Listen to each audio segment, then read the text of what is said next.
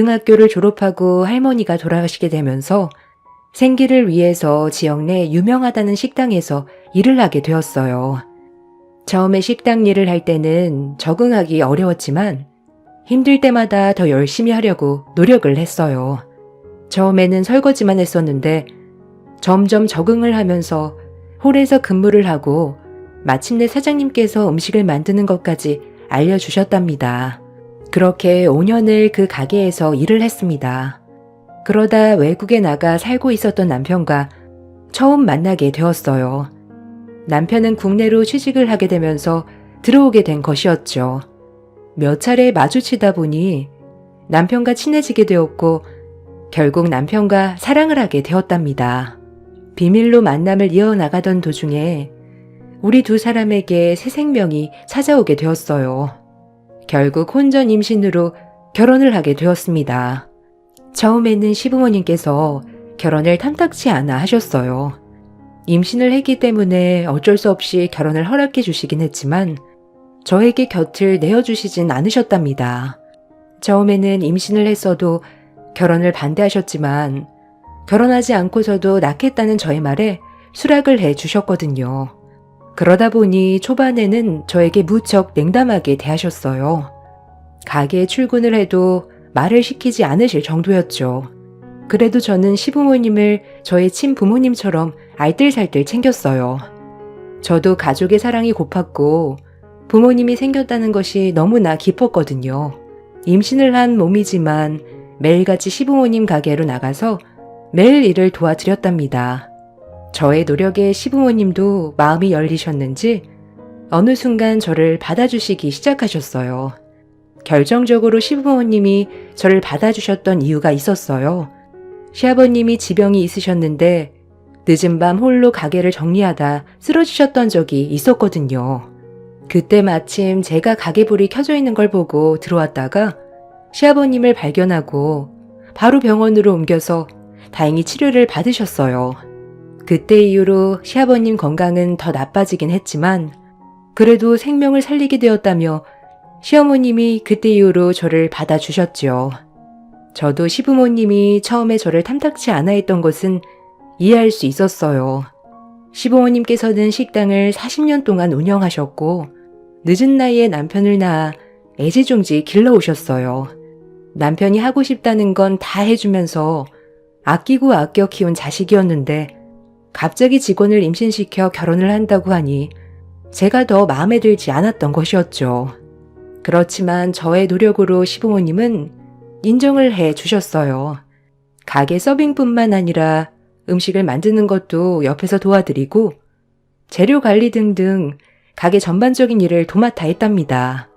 아침에 일어나 가게 문을 닫을 때까지 쉴 틈 없이 열심히 일을 도와드렸어요. 몸이 힘들기는 했지만 시부모님에게 인정을 받았고 남편도 그런 저의 노력을 알아주었기에 힘들다 생각이 들지 않았던 것 같아요. 그렇게 결혼 후 3개월 만에 저는 시부모님의 인정을 받을 수 있었답니다. 그러던 중 갑작스레 유산을 하게 되었어요. 가족들은 모두 다 놀랬지만 저는 얼른 몸을 추스리려고 노력했습니다. 시부모님께서는 자신들이 처음부터 받아주지 않아 유산을 한 것이 아닌가 싶은 마음이 드셨는지 매번 미안해 하셨어요. 남편 역시 유산 이후 많이 힘들어 했었죠. 그렇지만 모두가 힘든 시기를 지내오면서 가족에는 더 끈끈해졌던 것 같아요. 그 시기 이후론 저를 정말 딸처럼 생각하고 더 아껴주시고 항상 챙겨주셨답니다. 그렇게 결혼 5년차가 되고 난 후 저희는 여러모로 노력을 많이 했지만 아이가 생기지 않았어요. 주기적으로 병원에도 다니고 있었고 검진을 받아봤는데 결과는 특별하게 이상이 없다는 말만 들었을 뿐이었어요. 늘 아이를 갖고 싶어 했지만 어느 순간부터 남편은 아이를 갖지 말자는 이야기도 종종 꺼내오기도 했답니다. 그래도 저는 포기할 수 없어 병원을 꾸준하게 다니고 있었죠. 얼마 전 다니고 있던 병원 아래층에 있던 카페에서 남편과 어떤 여자가 같이 있는 장면을 보게 되었어요. 그 길로 카페로 들어가 볼까 싶었지만 순간 그동안의 남편의 행적이 떠오르더라고요. 요즘 들어 남편은 매번 피곤하다며 관계를 피했고 약속이 있다면서 외출하는 시간도 많아졌어요. 특히나 매번 시부모님과 함께하던 저녁 식사 자리에도 잘 참석하지 않았고 잘 다니던 직장까지 그만둔 상황이었어요. 수상하다 생각이 들어 남편이 잠든 사이 남편 차 블랙박스를 보게 되었습니다. 그때 영상이 아직까지도 머릿속에서 지워지지 않을 정도로 충격적이었어요. 남편은 바로 카페에 있던 여자와 외도를 하고 있었습니다. 블랙박스에 녹음된 음성에서는 남편과 상간녀가 다정하게 대화를 나누고 있었어요. 심지어 두 사람은 만날 때마다 숙박업소로 향했더라고요. 남편이 타고 다니던 차와 입고 있던 명품 옷들, 신발 모두 제가 시부모님 가게에서 하루 종일 일하며 번 돈으로 샀던 것인데 이걸 가지고 외도를 저지르고 있다며 화가 났어요.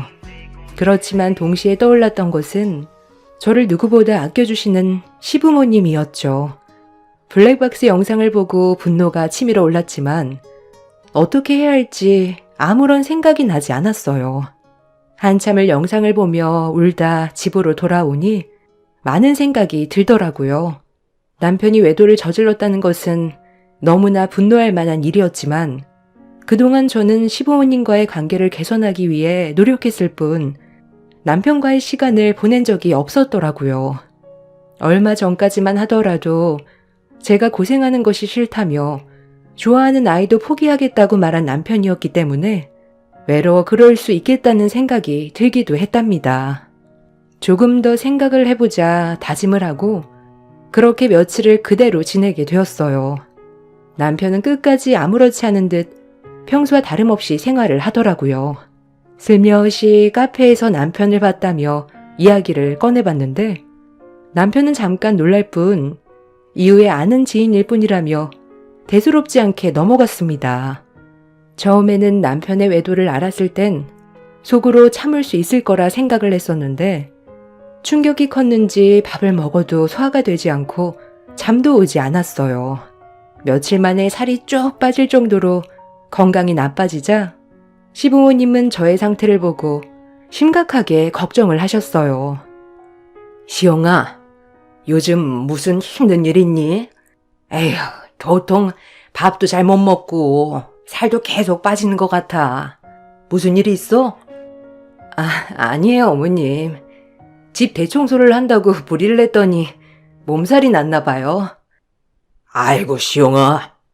이러다가 큰일 나겠다. 여보, 시영이 좀 며칠 쉬게 해주면 어때요? 그래, 그렇게 하자. 시영아, 네가 아프면 우리 마음이 더 아프니까 제발 며칠 좀 쉬어라. 약도 먹었고 괜찮아요. 저 없으면 어머님, 아버님 고생하시잖아요. 요즘 가게 손님들도 많이 오시는데 그냥 있을게요. 아니다. 돈이 뭐가 중요하겠니? 네 건강보다 중요한 건 없어. 부탁이니까 제발 들어가서 쉬고 건강 좀 챙겨. 이왕 이렇게 된 거 가게 정리하는 것도 좀 빠르게 알아봐야 되겠다. 네? 가게 이제 정리하시려고요? 그래. 아빠도 건강이 좋지 않고 나도 이제는 가게 운영하는 것도 힘들구나. 가게 정리를 하고 우리는 시골로 가려고. 사실 시부모님께서는 이제 연로하시고 건강도 좋지 않으셔서 가게를 정리하려고 하셨거든요. 그러다 보니 다른 직원분들도 하나둘씩 그만두셨던 터라 제가 없으면 두 분이서 가게를 보기 힘들었던 상황이었어요. 1년의 명절을 제외하고는 쉬지 않으셨던 시부모님께서 가게 문을 닫고서라도 저를 쉬게 하겠다며 이야기를 하셔서 저는 며칠 휴가를 보내게 되었답니다. 제가 아픈 와중에도 남편은 취업 자리를 알아본다며 일찍이 집을 비우더라고요. 상간녀를 만나러 갈 것이라 생각한 저는 지금이 아니면 정리를 할 기회가 없을 것 같다는 생각이 들었어요. 그래서 상간녀를 만나 단판을 지어야겠다 싶어서 남편 몰래 상간녀 연락처를 알아내서 만나자고 연락을 했습니다. 당황스러워할 거라 생각했던 상간녀는 오히려 저에게 꼭 만나고 싶었다며 말을 하더군요. 근처 카페에서 만난 상간녀는 놀라운 이야기를 털어놓기 시작했어요.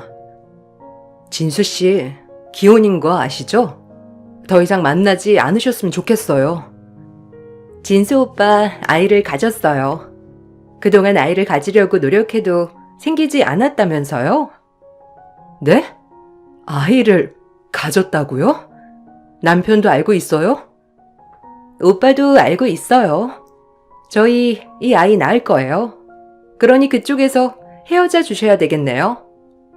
저기요, 상간녀는 그쪽이에요. 임신했다고 하더라도 저는 이혼할 수 없어요. 그럼 소송을 하던지 어쩌던지 마음대로 하세요. 어차피 오빠도 당신이랑 더 이상 살 수 없다고 말했거든요. 절대로 이혼할 수 없으니 그렇게 아세요. 남편은 이혼하지 못할 겁니다. 참나, 역시나 구하라고 하더니 자존심이 하나도 없네. 저기요, 그쪽 남편이 당신 말고 내가 좋다고 하잖아. 당신만 사라지면 아이 낳고 오손도손 살겠다는데 왜? 부모가 없으니 쫓겨나도 갈 데가 없어? 뭐라고요? 그렇잖아. 아이가 있는 것도 아니고 시부모님한테는 진수 오빠 한 명뿐인데 혹시 유산 같은 거 받을까 그래요? 그런 거 원하면 제가 위자료로 넉넉히 드릴게요. 그러니 이혼이나 빨리 해줘요. 외도를 저지르고서도 당당한 상간녀에게 저는 할 말을 잃었습니다. 거기다가 부모가 없다는 것까지 이야기를 하는 걸 보면 기가 차더라고요. 더 이상 대화가 통하지 않을 거라 생각하고 집으로 돌아온 저는 버티고 있었던 정신까지 놓고 말았죠. 며칠을 아무것도 하지 못하고 꼼짝없이 침대에 누워 있었답니다. 상간녀에게 이야기를 들은 건지 남편은 며칠 동안 집에 들어오지도 않았네요. 시부모님께서는 안부를 물으러 전화를 해 오셨지만 거기에 남편의 외도를 하고 있다는 것은 이야기하지 못했어요. 연로하시고 거기다가 몸도 좋지 않으신데 이 사실까지 알려지게 되면 충격에 큰일이 날 수도 있겠다 싶어 우선 말을 하지 않기로 결심했습니다. 그러던 중 갑자기 현관벨이 울리기 시작했어요.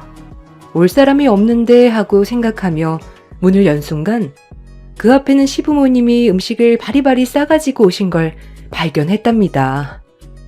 어머, 어머님, 아버님, 어떻게 오셨어요? 이게 다 뭐예요? 갑자기 찾아와서 놀랬지? 전화 받는 목소리가 영 좋지 않아 보여서 진수한테 전화했더니 자긴 바쁘다고 끊어버리고 밥은 잘 챙겨 먹는지 약은 먹는지 걱정돼서 와봤단다. 몸은 좀 괜찮니? 밥은 먹었어? 시모의 말에 저는 그 자리에서 앉아 펑펑 울기 시작했어요. 어머님과 아버님은 아무런 말도 하지 않으시고 저를 토닥이며 위로를 해주셨어요. 그동안 시부모님은 저희 집에 한 번도 찾아오시지 않으셨어요. 혹시나 불편할까봐 저를 배려해서 집에 오시지 않으셨는데 얼마나 걱정이 되셨으면 음식을 바리바리 챙겨서 찾아오셨을까 생각이 들더라고요. 시부모님께서는 저를 달래서 방에 데리고 와 쉴 수 있게 해주셨고 가지고 오신 음식으로 밥상을 차려주셨어요. 며칠 동안 아무것도 먹지 못했었는데 시부모님이 차려주신 음식으로 덕분에 밥을 먹을 수 있었습니다. 시부모님께서는 제가 그동안 더 말라진 모습을 보시고 너무나 안타까워 하셨어요. 시영아, 왜 이렇게 살이 많이 빠졌어? 무슨 일이 있으면 나에게 꼭 얘기를 해다오. 어머님, 별일 없어요. 금방 나아질 거예요. 오히려 어머님, 아버님 얼굴이 어두우신데 무슨 일 있으세요? 아이고, 시영아. 우리 걱정은 하지 마라. 우리는 이제 나이가 들어서 힘이 없는 거지만 너는 아직 젊잖니. 걱정할 일은 없는 거지? 그런 거 전혀 없어요. 금방 괜찮아질 거예요. 어머님, 아버님이 직접 밥을 차려주시니 밥도 잘 넘어가는 것 같아요. 밥을 먹고 나서 어머님, 아버님께서는 저희 침실을 보고 놀라셨어요. 계절이 바뀐 지 한참인데도 이불을 전혀 교체하지 않았었거든요. 시영아, 침대 커버가 너무 얇은 것 같다. 엄마랑 아빠가 바꿔줄 테니까 너는 거실에 잠깐 나가 있으렴. 어머님, 나중에 제가 바꿀게요. 신경 쓰게 해드린 것 같아 죄송해요. 아니야, 시영아. 너는 내 딸이야. 며느리가 아니고 내 딸이라서 더 마음이 아프다. 얼른 건강해져야지. 그래, 시영아. 금방 바꿔주고 우리도 가볼게. 잠시만 거실에 있어. 시부모님의 말에 저는 거실로 가 앉아 있었어요. 그때 그동안 보이지 않았던 남편이 갑자기 문을 열고 들어왔답니다. 현관에 시부모님 신발이 있었는데도 그걸 보지 못했는지 들어오자마자 저를 보고는 옆에 있던 물건들을 마구 던지기 시작했어요. 말려보려고 했지만 남편은 막무가내로 소리치면서 들으려고도 하지 않았네요. 한참을 물건을 던지면서 소란을 피우던 남편은 겨우 진정하고 이야기를 하기 시작했어요. 너 수연이 만났어? 만나서 뭐라고 했길래 걔가 하루 종일 누워만 있어? 걔 때리기라도 한 거야? 뭐? 여보, 당신 제정신이야? 내가 걔 만났다고 지금 이러는 거야? 그래, 걔 내 아이 임신했어. 당신이랑 아무리 노력해도 안 된던 걸 걔는 벌써 임신했더라. 검사에도 아무런 이상 없다고 당신이 이야기했지? 근데 5년을 노력했는데 어차피 당신이랑은 애정도 없고 더 이상 살고 싶은 마음도 없다. 부모님 시골로 내려가면 이제 정리하자. 여보, 무슨 소리야? 그리고 그 얘기는 나중에 다시 해. 지금. 무슨 다시 해? 지금 이야기 끝내자. 수연이 너 때문에 쇼크 받아서 지금 힘들어해. 당신 임산부한테 행패 부린 거야. 이거 고소하면 당신도 큰일 나는 일이라고. 수연이 쇼크 받았으니까 합의금으로 5천만 원 내놔. 뭐? 합의금? 지금 내가 합의금을 줘야 한다는 거야? 무슨 말도 안 되는 소리야.